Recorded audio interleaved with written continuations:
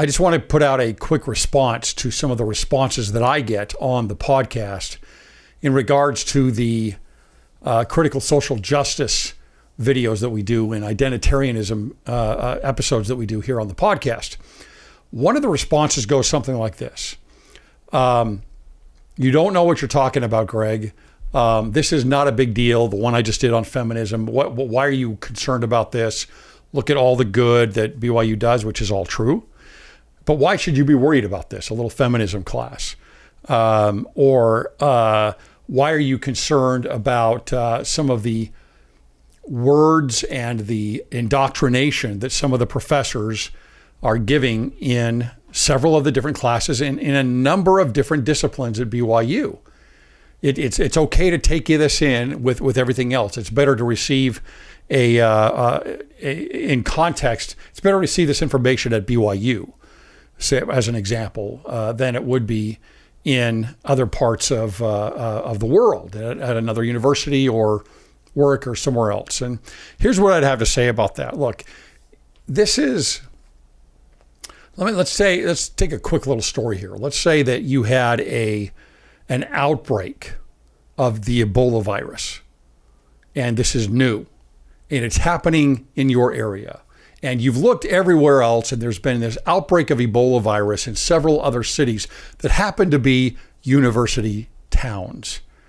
And it has consumed the area and created a massive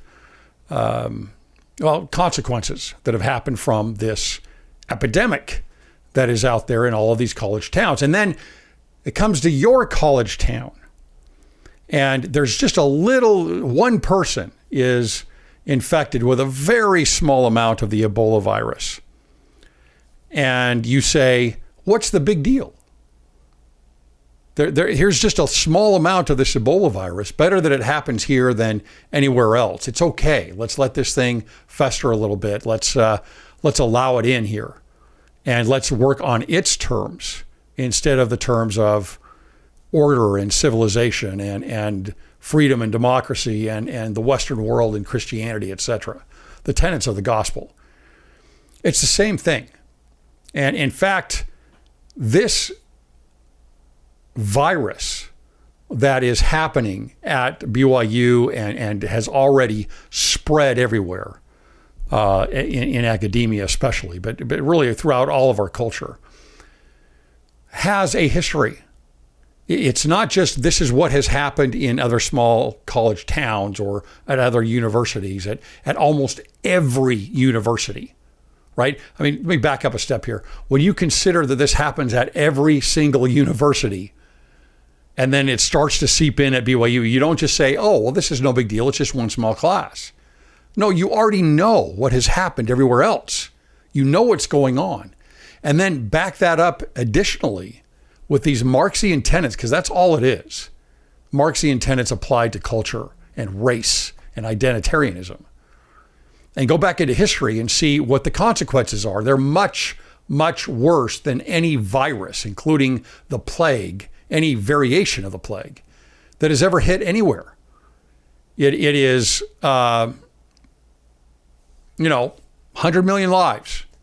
That's only death in the 20th century. That does not include those that were put into the gulags. That does not include those that suffered from hunger, that had their families ripped apart, that were tortured. This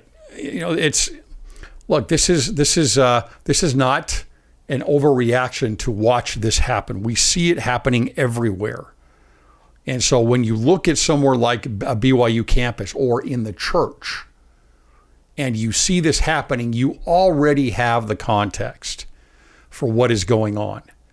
It is the religion of academia that is gaining in converts and is taking over the culture and the doctrine and the universities, right? This is a virus. You must look at it that way. This is not something that you bring in and say, well, we're going to treat this like anything else. The virus is going to grow because it is not just a matter of teaching in an objective manner. It is a matter of indoctrination. It is a matter of activation. It is a matter of conversion. That is how this works.